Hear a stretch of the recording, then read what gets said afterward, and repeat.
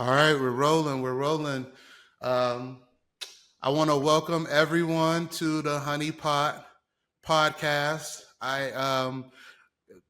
It's been a while since I recorded, so let me shake off the cobwebs a little bit and just want to welcome everyone for checking us out today. This is a podcast where we talk about social intelligence and helping people understand the power of social media data, social media practitioners, and what we can bring to the table to our organizations. Um, I wanted to make sure that I was we're clear about the direction of this show, and wanted to introduce someone very very important to this show, my counterpart Douae Andalouss. Douae, I'll let you introduce yourself and then tell people more about our idea as far as how we're the direction of the show. But Douae, go ahead and introduce yourself to the people. Hi, Khalil. Hello, everyone. Um, Thank you. First of all, I want to thank you to having me in this episode in Honeypot podcast. So it was already a pleasure to meet you always. So I'm Andalouss Douae. I'm from North Africa, Morocco. I work as social intelligence, social listening analyst, especially in social and online data. So it's pleasure to meet you. And yeah, Appreciate that, Dwayne. Um, and I just love how you can tell when you meet someone or you talk to someone, you can tell their good intentions, their good energy. Dwayne always has a big smile on her face when we talk. And one of the reasons why I wanted to connect with Dwayne was, well, actually, we kind of met through Social Intelligence Lab. So from there. We connected, and obviously you guys can see and hear from Dwayne's accent that she is from Northern Africa, right? And one thing that we do at our practice at Niche Fire is we understand cultural trends and really being able to predict and identify these cultural trends. Now, when it comes to doing that type of work, you got to understand when you're looking in the culture, the common stories that we tell each other, the common language, behaviors, those type of things, right? Language comes into that that space very importantly, right? So when I met Douae, I got very interested in understanding not only her culture, being from Morocco, northern Africa, but then also the number of different languages that she speaks. So Douae, you speak what, 4 or 5 different languages? uh, exactly three. Three. So here in our area we speak Arabic, French, and also English, a little bit Spanish, but we use usually Arabic, French, Arabic. Yeah. French and Arabic. So So, exactly. again, to be able to be in a position or a part of the world where you have to understand the nuances of 2 different languages to bring them together, kind of how in the U.S. Where we do with Spanglish, right, where it's Hmm. blended. That means that you have to understand culturally, the nuances of those languages. So again, Dwayne, when we connected, I had this grand idea that why don't I do these type of podcasts, these type of conversations with our counterparts in the U.S. and the North American English speaking countries, and you can go and do one with our counterparts in Northern Africa, the UK, and kind of bring this together as like a global view or a global way for us to really communicate how we get work done, how we look at the social intelligence space from our perspective, and then again, you and yours. So, guys, be prepared to see content from Douae, from me, that will be dubbed over in other languages because, again, our idea is to get this out to people in our market so we can understand how they're doing work over there and for us to do the same for them. So hopefully this works out. And Douae, hopefully you can you're the boss of this thing now. So I'm following your lead. You do great work. I love the posts that you put out on LinkedIn, and I'm looking forward to meeting more of your friends and understanding the work that you guys are doing. But with that being said, let's talk about what we wanted to chat about today. So there's a couple different areas that we wanted to kind of call out, especially when it comes in that true vein of us being in the U.S. and Douae, you being in Northern Africa, right? We Mhm. recently had some interesting things happening in the U.S., specifically in the Northeast, right? A month or two ago, there was a minor earthquake in New York, right? And I think at this time, Douae, we had jumped on a call and we were talking about this. And I was so giddy and like happy to kind of share, because you know me, I like to share like all the trash from social media. So all the memes, all the little funny stuff, right? And I'm like, man, it seems Trolls like also. yeah. So it seemed like as Mhm. soon as it happened, I think what we were talking about PR's webinar and how it happened when Danny was he was doing his webinar. So we started talking Exactly. about yeah. So we started talking about the memes, but you shed light to something that was very interesting to me because and I'll let you kind of take over and tell this point of view. But you mentioned to me that there was a earthquake in 2023 Yes. in Last your year in region. Morocco. Yeah. Right. But you guys' approach to that was totally different because in the U.S. I felt like everyone was like making memes and this is how people in New York are during the earthquake and stuff like that, and it was like a funny, it was a serious moment that in the U.S. Quickly became something where we use was it comedy relief to kind of layer in the serious tone of what happened, because I don't believe anyone was injured bad in our earthquakes, but in your end you said it was a lot different. So Dwight, kind of explain to us what happened in 2023 and then the direction, and then feel free to pull up your screen, show any examples from that. Yes, for sure.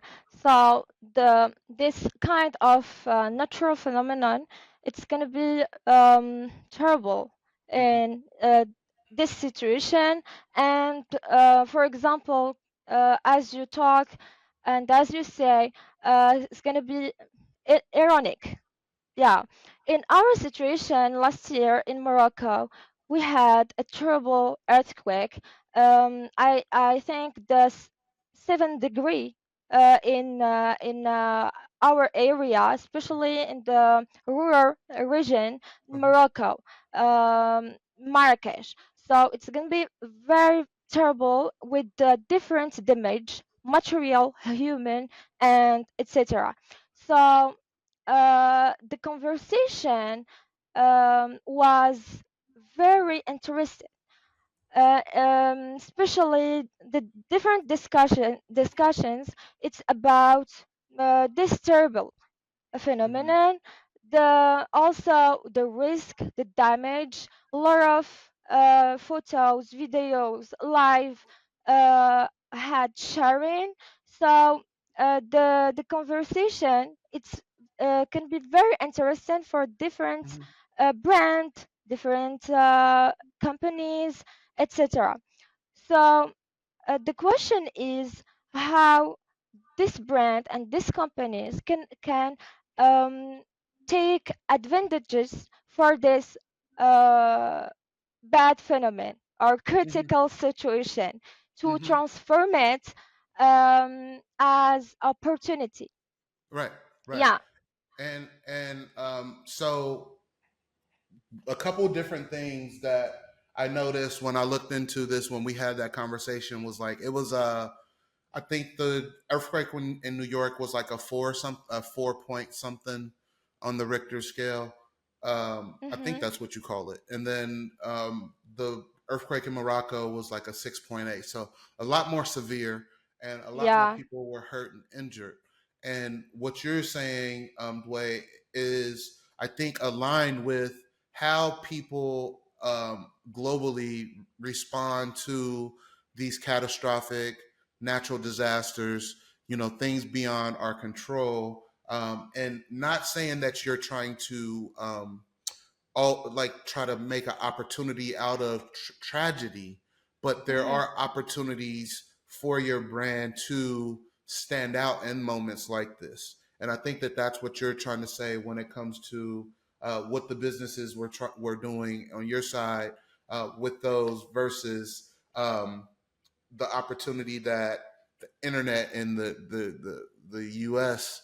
kind of took with the New York and the Northeast earthquakes.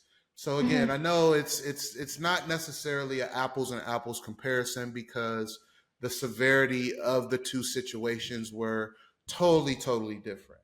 But Different, I yeah. did but I did notice that I feel um, in the U.S. on our side, we tend to uh, lean towards the more lighthearted aspects of things and the more silly side of things, especially um, when there are very serious situations happening. So it made me just think, like, well, hey, what type of conversations could kind of spin off from that? So uh, again, I thought that it was pretty interesting because we were both watching a webinar for one of our colleagues, and the earthquake happened in the middle of that. Yeah. So it was very timely, and that's kind of what kicked off, the idea of this episode. So, but I think some Mhm. other areas that I wanted to touch on today was just like, when it comes to uh, you know, responding to PR crises or natural disasters or even just trends in general and understanding a market trend, like how do you take it that step further or understand that step further beyond that aspect of a marketing activation, right? How do you use these moments to better understand or to turn into a story that you can tell for pretty much any other aspect of the business. So one thing that I like to do is really talk about um, other ways that you can like dig into the data and ways that you can do this without really purchasing much of anything, just being curious and looking into stuff. But before we jump to that, Douae, did you want to touch on anything else from the PR perspective, crisis response or anything? Yes. Okay, go Yes, ahead. I just explain one point. The most challenge for social intelligence or social listening in general is to having the real information in the right time to having the right strategy. Yeah, Mm-hmm, and in crisis period, we should manage this crisis in the real time. So we don't talk about strategy. When we talk about strategy, we talk in the long term, okay?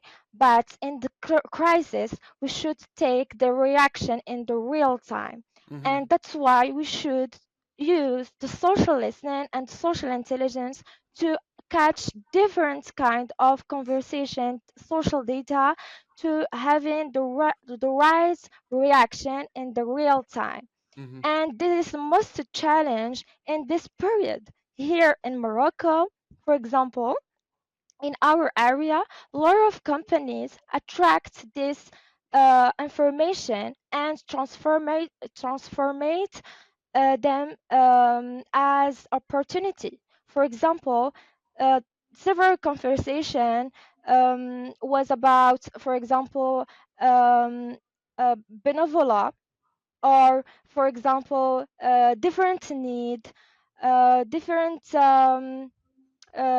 different also hashtag are created. Okay, so the companies use it. Social listening attracts this data, the Mhm. social data, and react at time to answer to respond the need, the customer need. Okay, Mhm.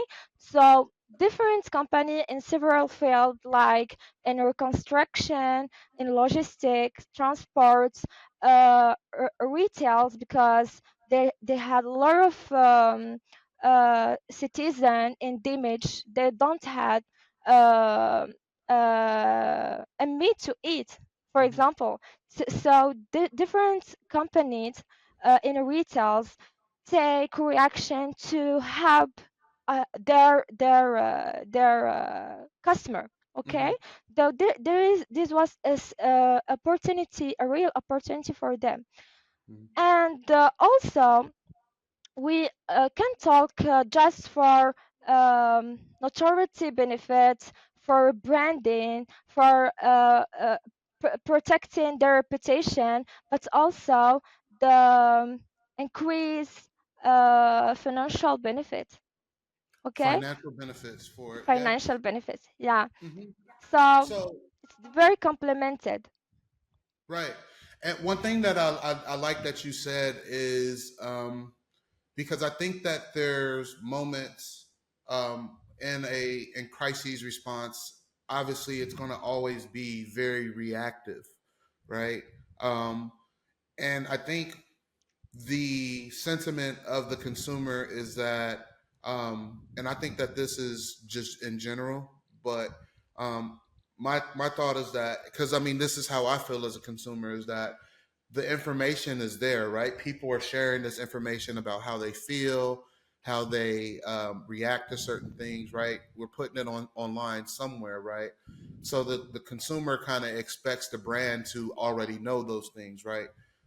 Therefore, in a time of a crisis or whatever, um, you'll understand a little bit deeper by understanding that sentiment of your customers, by understanding what the conversation is around that product, that service online. It should help you become a little bit more proactive as well. So you can always kind of think about how to service that same customer in the time of a particular crisis.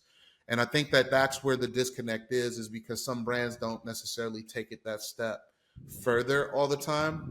They stay very reactive, and when you put consumers in a time of panic or in a time where they really need help, they don't feel that they need to be very vocal about the things they actually need. They feel like they have already mentioned it or said it or something like that. So again, I think like being able to kind of connect with the consumer on that level gives you the opportunity to really show up where your customers want you to show up, and being able to show up for your customers in times of crises really kind of builds that customer loyalty, and like you were saying, kind of builds into that financial outcome as well, right? I mean, happy customers spend more money. Yeah. So that's great. And to kind of keep it in that same vein way, like you have to have tools, you have to have ways to do this. So like from your in your tool stack or in the workflow, in your workflow to kind of do this type of work, how do you stay on top of that conversation? Are you tool agnostic? Do you use many tools? Like, tell us a little bit about the stuff that you're using to do this type of work. Yeah, simply the first tool, Vitality. I can say that the Vitality tool can have just listening, the ability to listen our customer or internet user and different platform in social media. So we should just, for example, simply have, for example, in the official page in here in Morocco, we use um, always Facebook here, like a platform very famous and useful. Mm-hmm. Um, TikTok, a little bit, Instagram. So in their official page, we can adjust, can be reactive and listen different comments in the real time, answer them, etc. And Um, you do that from the Instagram official page. You do that from exactly. Yeah. okay. So, Yeah. so you're not Of using any tools to do the listening? Yeah, Okay. exactly. I tell you again, Okay. other tool. So I say this a very free and simple way Mhm. to having the information in the real time. First of all, having this ability to listen, not just ignore the information, and we have a best and the right product, for example, a right service. We gain the benefits and that's enough. No, it's not enough. Information in social media, it's very important. So you should to attract and catch it. Secondly, for example, using different tool like premium and freemium and or freemium tool social listening like Digimind or Meltwalter, or for example different kind of tools. They help brand and company to attract a huge volume for information. So they have also brand watch, Telqualker, niche fire also. So yeah, uh, I didn't pay her to say that. yeah. So the most important thing to have this ability to having information, okay, because if you don't have this one, you don't pay for this tools simply. Mhm. Yeah, so I think so. So when you're doing the listening on those platforms natively, do they have Boolean search functions, or how do you isolate the conversation if you're just on Facebook or if you're just on Instagram? How do you do that? Yeah. First of all, for example, you should to have a strategy for social listening to understand what's the objective to have, for example, the tool X or Z, for example. Hmm. Yeah, so we should to have a clear objective to understand why you should to make, for example, social listening strategy or social intelligence strategy. Hmm.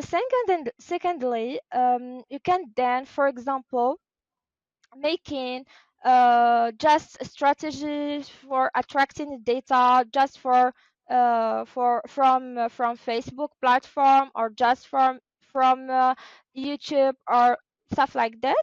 So you should put a Boolean Hmm.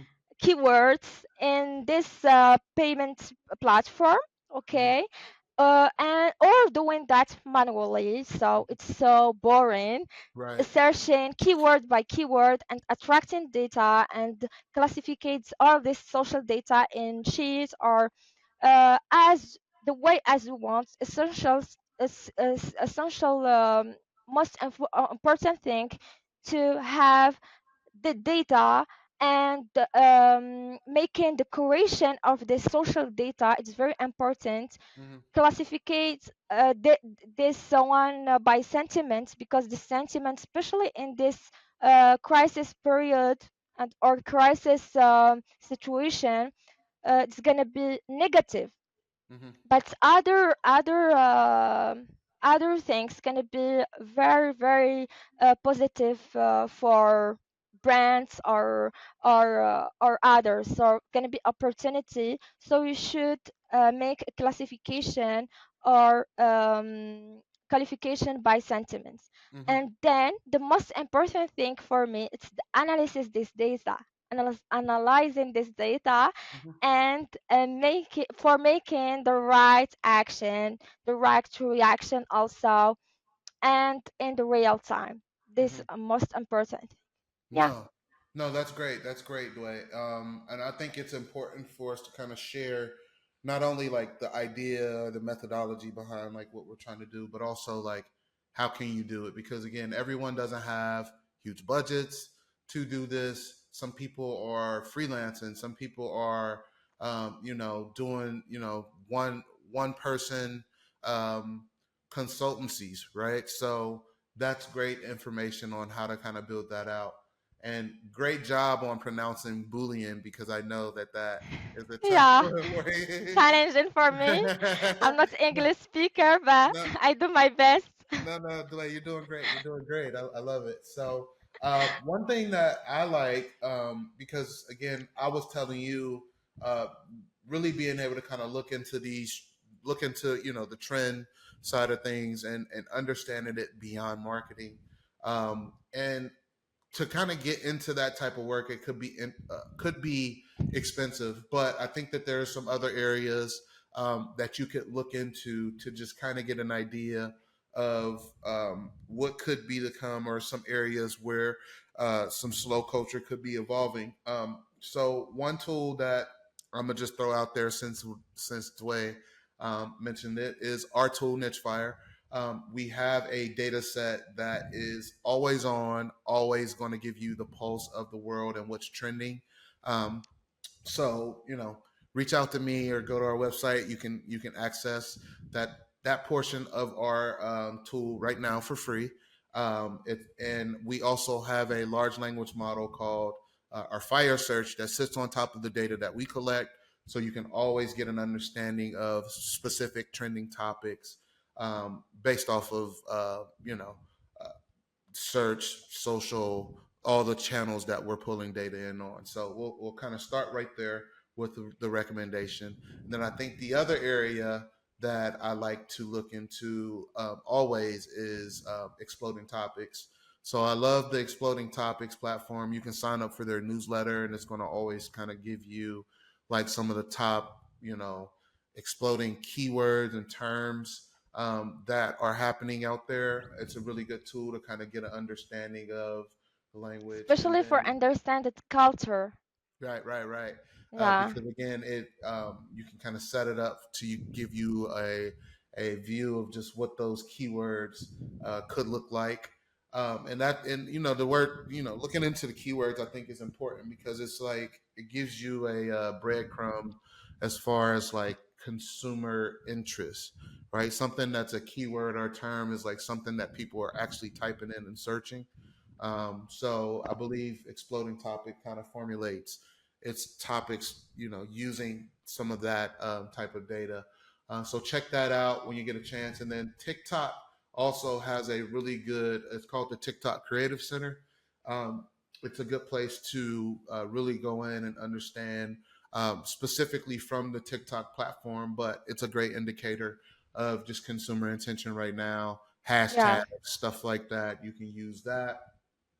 And then I could, literally just looking into other areas that could help provide another lens or quick understanding of things that you see. So for Mhm. that, I love to leverage ChatGPT and Claude and some of the generative AIs to, like, put that Mhm. into the prompt, that I'm trying to understand a certain area, or I'm trying to understand a certain data point. It can help you, conceptualize that story a little bit more. But I think one thing that I like about the conversation we're having today was it was really a easier way for us to talk about dealing with conflict and dealing with you know, crises. And I think it's important for everyone to understand when we do this show that the way you are in a place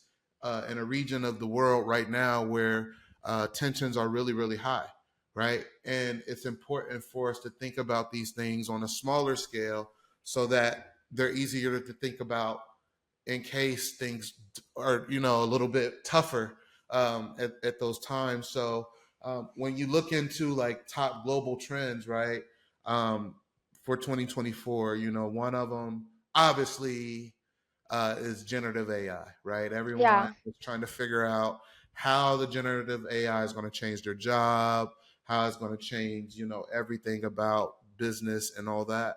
And I think right behind that is just the total conflict that we're seeing in the world right now, right? So Mhm. when it comes to understanding crises, and people that are doing that type of work, I encourage you guys to be brave enough to have your companies think about how to be reactive when it's time to be reactive, but take the time now to be proactive and be able to support your customers, and support your employees and your customers for that matter. Um, you know, understanding that this is a tough time for everyone in the world. So, with that being said, Dwayne, those are my last remarks. Is there anything you want to leave the audience with, as we close out this first international episode that we shot? Yes, for sure. I just add the last thing. I think the generative AI, Open Hmm. AI, ChatGPT can help this new industry, monitoring and social listening, very much, because we have a massive challenge. There's languages, there's culture also. We should understand the behavior due to their um, different, for example, dialect languages in different area in the world. So there is big challenge for our industry, monitoring and social intelligence. And I think OpenAI and ChatGPT or stuff like that can be help this and this industry to uh, grow up, to understand more and more and easier, to understand the behavior of customer in different area in the world. So Hmm. it's so incredible, I think. And yeah, I'm very optimistic about that.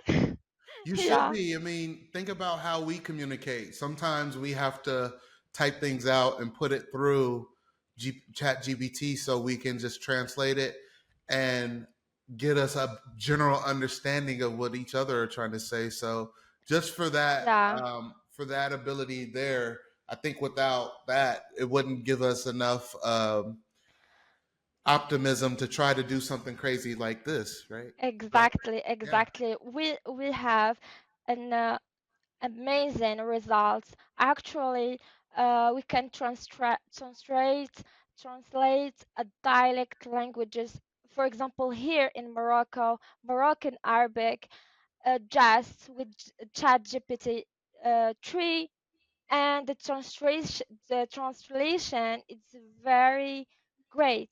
Hmm. And I think we can use that in our broadcast, podcast, and social listening to catch different kind of data and social data also, to understand the behavior of a customer. Hmm. And yeah, especially currently we had more broadcast contents in different kind of application like Discord, Twitch, and stuff like that. Hmm. So I think it's very incredible. Yeah, I do think though there is a level of, I mean, it's only going to get smarter the more data we all just keep feeding into it. But I will say that it definitely is a huge help, in just helping us communicate like right here. Now, I think as far as understanding or having technology to understand it, from a conversational aspect, there is some work to be done there, but I'm really interested in being able to use it, leverage it, not only for us to do our work together, but to potentially help train models for us, as we move into other languages with Niche Fire. So um, I got a little project around the Olympics that I want to bring you in on. So I'll let you know about that off camera. Hmm. But Douae, I think for the purpose of this episode, I think we did a good job. I just wanted to make sure that we let everyone know what we're trying to do. Douae, you're gonna go ahead and take your reins and do a bunch of episodes in French, Arabic, and all that. I'll do the same, and we'll regroup. And I think we should maybe come up with a regular schedule for you and I to jump on once a month or twice a month or something like that, Mhm. and just debrief. And maybe we do a live debrief of just the differences and the things that we kind of find out. But I'm super excited to do this with you. Me Uh, too. I think you're doing great, guys. Dwayne always tells me that she's not good at English, and I'm like, Yeah. dude, you speak like four languages. You're doing really good to me. So we'll definitely make sure that we get, we keep this going so we both get better. And then, maybe eventually I'll learn enough French so I can do an episode in French. Perfect. With you. But until then, we'll sign off for now. And we hope to see you guys come back and hang out with us on the next episode. Peace. Thank you.